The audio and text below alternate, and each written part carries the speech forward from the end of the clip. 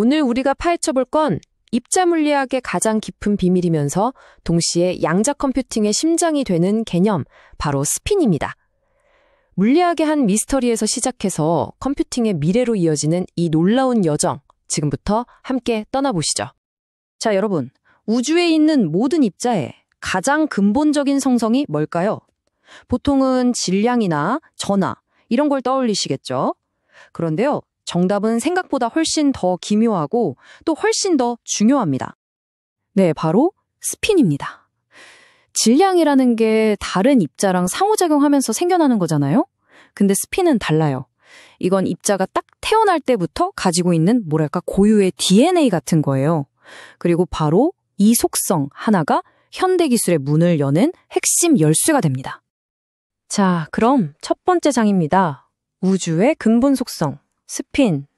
아니, 대체 이 눈에 보이지도 않는 이상한 속성이 왜 그렇게까지 중요할까요? 이게 그냥 이론적으로만 재밌는 얘기가 아니에요. 우리 삶과 아주 밀접합니다. 병원에서 쓰는 MRI 있죠? 그게 스핀을 이용한 거고요. 또 미래 기술의 총화라고 불리는 양자 컴퓨팅, 그 핵심 부품인 큐비트도 스핀을 기반으로 만들어져요. 그러니까 이 혁명적인 아이디어가 도대체 어디서부터 시작됐는지 그 뿌리를 파헤쳐 보는 게 정말 중요하겠죠. 자, 그럼 이제 시간을 좀 거슬러 올라가 보죠. 1922년입니다. 당시의 물리학계는 아인슈타인의 상대성 이론 때문에 그야말로 뜨거웠거든요. 바로 그때 기존의 물리 법칙을 송두리째 흔들어버리는 정말 이상한 실험 결과 하나가 툭 튀어나옵니다.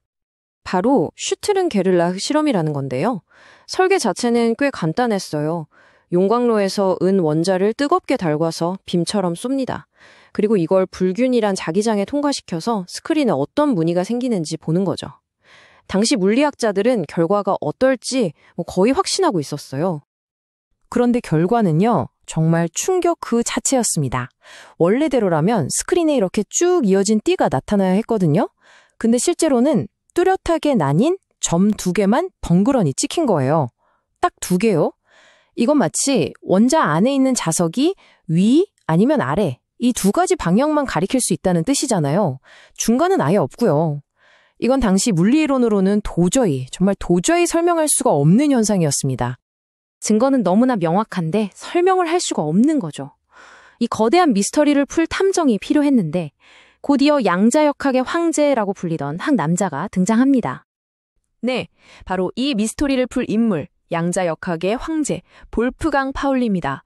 얼마나 까다롭고 날카로웠는지 동료 물리학자들이 파울리가 여기 있다는 사실만으로도 실험이 실패할 거라고 농담할 정도였죠. 그런 완벽주의자 천재였습니다. 이 일화가 파울리가 이 문제를 얼마나 심각하게 생각했는지 잘 보여주죠. 비정상 재임한 효과가 아직도 안 풀렸는데 어떻게 다들 멀쩡한 얼굴로 돌아다닐 수 있냐고 했다는 거예요. 그에게 이건 그냥 풀고 넘어갈 문제가 아니라 물리학의 근간이 흔들리는 정말 중대한 위기였던 겁니다. 그러던 1925년 두 젊은 물리학자가 아주 대담한 가설을 하나 내놓습니다. 혹시 전자가 스스로 팽이처럼 빙글빙글 돌면서 작은 자석처럼 되는 건 아닐까? 이게 바로 스핀 개념의 첫 등장이었어요. 근데 여기에는요, 정말 치명적인 문제가 있었습니다. 계산을 해보니까 전자가 그 정도의 자기장을 만들려면 표면이 빛보다 더 빨리 돌아야 한다는 결론이 나온 거예요. 이건 아인슈타인의 특수 상대성 이론을 그냥 정면으로 위반하는 거잖아요. 우주의 속도 제한을 넘는 거니까요. 데이터를 설명하긴 하는데 물리 법칙을 깨트린다? 당연히 대부분의 원로 물리학자들은 말도 안 된다며 이 아이디어를 무시해버렸죠. 실험 데이터는 진짜인데 물리적인 설명은 불가능에 가깝고 정말 역설적인 상황이죠. 바로 이 지점에서 파울리의 천재성이 폭발합니다.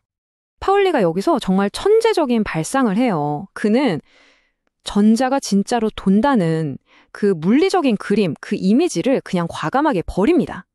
대신에 어쨌든 두가의 상태가 존재한다는 이 실험적 사실 그 자체에만 집중하기로 한 거죠. 눈으로 상상할 수 없다면 그냥 순수한 수학으로 이 현상을 기술해버리자 이렇게 결심한 겁니다. 그렇게 해서 탄생한 게 바로 우리가 지금 파울리 행렬이라고 부르는 수학적 도구입니다. 이게 모든 걸 해결하는 열쇠였어요. 전자가 도는지 어떤지는 모르겠지만 업과 다운이라는 두 상태와 그 관계를 수학적으로는 완벽하게 설명할 수 있게 된 거죠.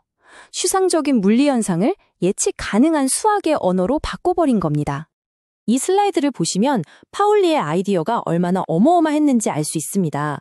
그의 행렬은 그냥 문제 하나 풀고 끝난 게 아니었어요. 1928년에 풀 디렉이 이걸 자기 방정식에 넣어서 확장했더니 글쎄 반물질의 존재를 예측해냈고요. 1960년대에는 코크라는 더 작은 입자를 설명하는 이론의 뼈대가 됐습니다. 그리고 지금은 양자 컴퓨팅의 핵심 수학 그 자체가 됐죠. 정말 수학적 도구 하나가 물리학의 역사를 통째로 바꿔놓은 셈입니다. 자, 그럼 이 100년 전 이야기가 오늘날 우리와 어떻게 연결될까요? 어떻게 오래된 물리 개념이 미래 기술의 심장이 될 수 있었을까요? 우리가 쓰는 일반 컴퓨터의 비트는 간단하죠. 켜지거나 1, 꺼지거나 0, 둘 중 하나입니다. 하지만 양자 컴퓨터의 심장인 큐비트는 스핀의 속성을 그대로 가져왔어요.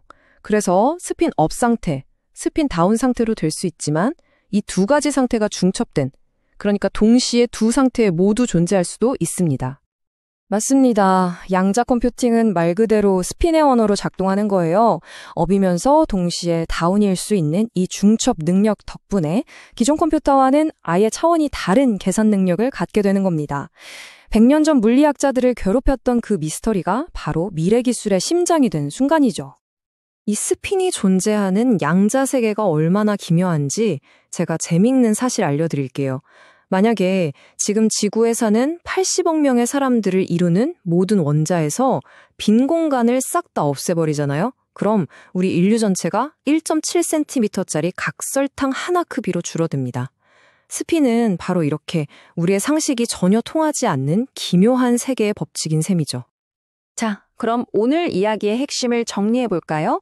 모든 건 자기장 속에서 두 갈래로 나뉜 점들, 즉 불가사의한 실험에서 시작됐습니다. 그리고 볼프강 파울리가 행렬이라는 아주 우아한 수학적 해결책을 내놓았죠. 그리고 그 위대한 유산은 오늘날 양자 컴퓨팅이라는 미래 기술로 이어지고 있습니다. 이 한 줄기의 여정이 우리 세상을 보는 방식을 근본적으로 바꿔놓은 겁니다. 스핀이라는 이 기묘한 언어가 이미 반물질을 찾아내고 양자 컴퓨팅이라는 새로운 문을 열었다면 과연 다음에는 우주의 어떤 엄청난 비밀을 우리에게 보여주게 될까요? 오늘 이야기는 여기까지입니다. 들어주셔서 고맙습니다.